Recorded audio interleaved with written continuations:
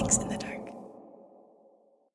Hey, what's up? It's MaiYang from Mix in the Dark. I want to officially welcome you to our season 2 of the Mix in the Dark podcast series. August marks our 1-year anniversary. If you are new to Mix in the Dark, it is a podcast that tells true scary stories from a variety of backgrounds.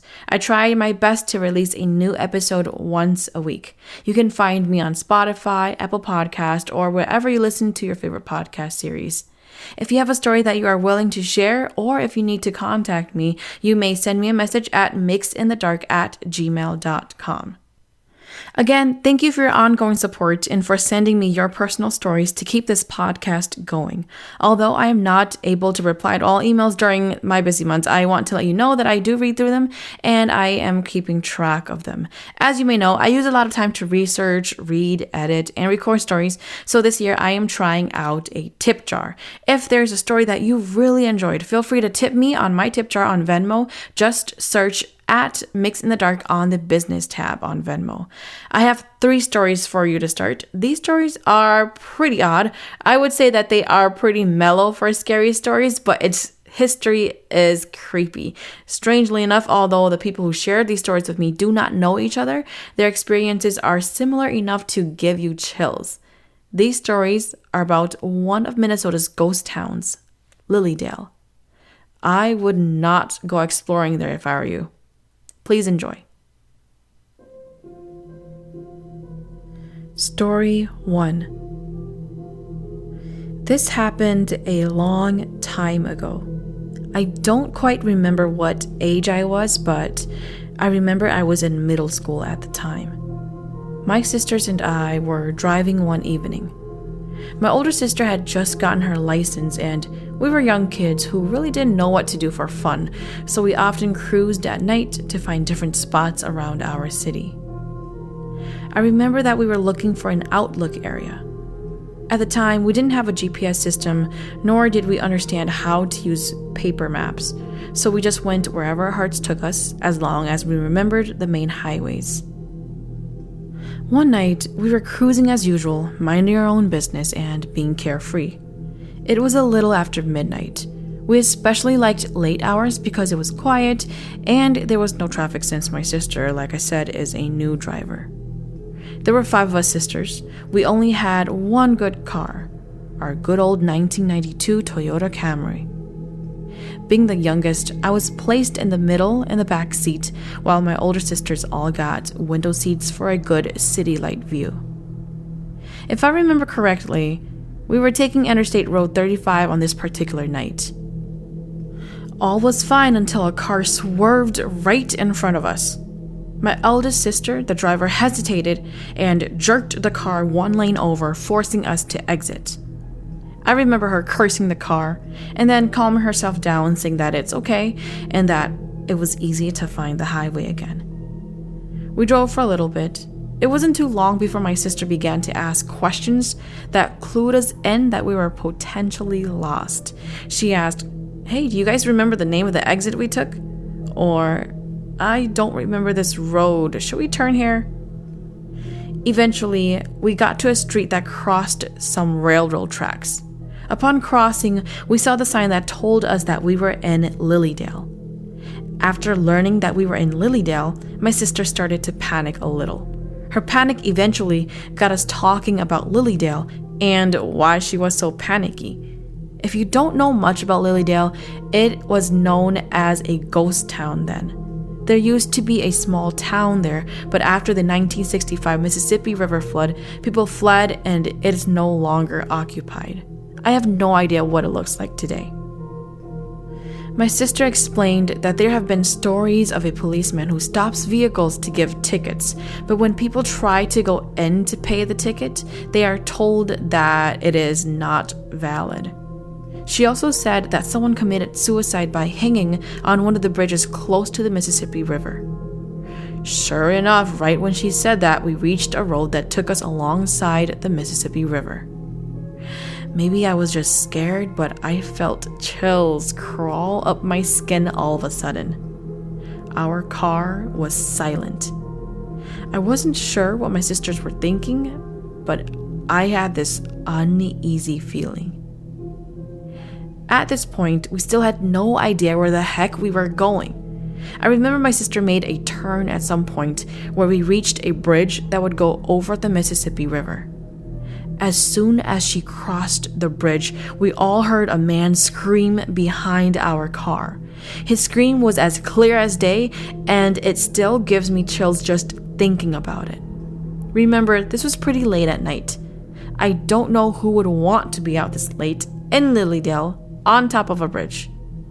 I remember my sister letting out a shriek when she heard the voice, and then she rammed the gas pedal as if the man was chasing us. After that, no one talked until we got home. Everyone confirmed that they heard a man's voice on the bridge. Maybe it was just our minds playing a trick on us. Maybe there was an actual man on the bridge at that time. We would never know. Since that day, we never went out for a night cruise again. Story 2. My brother picked me up from work one night. It was a Friday night. We were all getting ready to hit the clubs and meet some friends. To hype us, he cranked up the volume and turned on the bass in the car. We were dancing and just being really rowdy. The next thing I knew, red and blue lights were flashing behind us from a really far distance. My brother saw it too, so he lowered the sound and he hit the gas pedal to try and get away from the cop. Within a blink of an eye, the police car caught up to us. He pulled us over for our loud music. I was too afraid of hearing a lecture from my parents that I didn't even pay attention to the cop. My brother was swearing the entire time. For sure, my parents were going to take away our driving privileges. We didn't go out that night. We kept this away from my parents. I worked my butt off to pay for that ticket. That Friday, when I got my paycheck, we headed right to the courthouse to pay the ticket. When we got to the front desk, there was a lady helping us and said that we could pay for the ticket with her. I pulled out money to pay for the ticket. Then suddenly, I noticed the lady laughing out loud. She said I didn't need to pay for it because the police officer who gave us the ticket had been dead for a long time on Lilydale Drive. She said there's a lot of people who come from time to time to pay for tickets issued by this deceased officer, and she still gets amused from it. Another person had this similar experience and refused to blast music because of the fear of getting stopped by this cop. This is Lilydale in the Twin Cities, Minnesota area. Has anyone ever heard of this or had any experiences related to this officer? Story 3. My story began when I was in high school. I remember one day after school, my sister came home around 8 or 9 p.m. and she was frightened.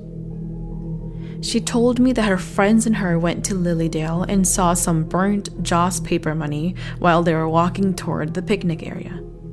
Jaws paper money is usually used for spirits. If found in the woods, most likely someone was trying to get rid of a spirit that was following them. They believe that someone probably did a spiritual ceremony there. They got scared and ran off. Being that young, dumb teenager, I wanted to see it for myself. So one day I had a friend come over to pick me up so that we could both ditch school and drive around Lilydale to do some exploring. As we got to Lilydale, I began to feel this really weird, bad vibe overcome me.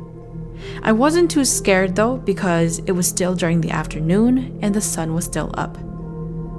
After that, for some reason, my friend took me to some sort of cemetery. I've never heard of this cemetery, and he told me that a lot of Hmong people were buried there, and that inside the cemetery, there's this crazy deer that roams around eating the food that families bring for their deceased relatives. He told me that the deer has been inside the cemetery for a long time. Officials even caught the deer and released it too, but it always finds its way back into the cemetery. After that, my friend asked if I knew of the 13 graves. I have heard of it, but didn't believe it was real. He told me that it was at the back of Lilydale and that he knew where it was. Our dumb kid self actually decided to go there. For those who don't know about the 13 graves, we have this game that if you count each gravestone when passing by and there's only 12, you are next to die. I want to mention the legend of the disappearing graves at St. Thomas University in St. Paul. I don't know if these are the same graves and if they are connected to each other, but the rumor is that there are 13 graves along a path near the seminary at St. Thomas University. The legend says that if you walk by these 13 graves, they appear and disappear each time you pass, meaning you would get a different number each time if you count them. Someone on TikTok shared a video of them counting the graves. They counted 13 going to, and then 9 on the way back. The story behind these graves is gruesome. There was a priest who went crazy and raped 12 of the nuns that he worked with. The nuns did not tell anyone. The priest felt ashamed of what he did and could not face the 12 nuns that he raped, so one by one he decided to kill and bury them in a ravine near the Mississippi River. This makes up 12 of the 13 graves. The 13th one belongs to the priest who felt overwhelmed with guilt and committed suicide. We finally ended up at the 13 graves. I have to admit, I was really scared and I told my mind not to count. I couldn't believe it was actually real. My friend told me to start counting. Eventually, I blurted out that I was scared and I yelled at him to leave and take me home. A few weeks have gone by. I told my cousins about Lilydale and they decided that they wanted to explore that area too. I was still curious, so I tagged. Plus, I knew where the place was. We happened to go twice. The first time we went around 9 or 10 p.m. to check out the caves. Nothing scary happened. The second time that we went, something strange happened. While we were driving to Lilydale, there was a car behind us going full speed. It was tailgating us. Once we got to the first bridge, the car did a U-turn and drove off. We thought they were just trying to scare us or whatever, so we dismissed it. The next thing that happened was even more strange. I swear I am not making this up. As we drove further, we could see a bright flame. It lit up the whole street. We saw the blue and red lights flashing from a police car. Driving closer, we saw an officer standing on the side of the road, waving his hand, gesturing for us to keep driving. We were all feeling a bit scared. So many questions ran through my mind. What's going on here? Why is the police here? What's in the flame? Did someone die? Are they hiding something? As we drove past the flame, what I saw still gives me chills.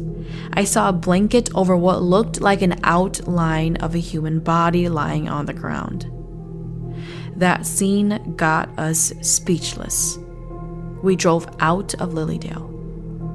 Not even a few minutes out, my cousin decided that we should go back and park at a safe distance to see what was really happening. We retraced our steps back to the same area and were shocked to find that the area was pitch black. No police, no flames, nothing. What was more terrifying to me was when we got to the area where we saw the covered up body, all you could see was a burnt, stained outline of a human body on the road. We sped off and never came back. I couldn't sleep for days. It's funny how it's been over 10 years and this story still scares me.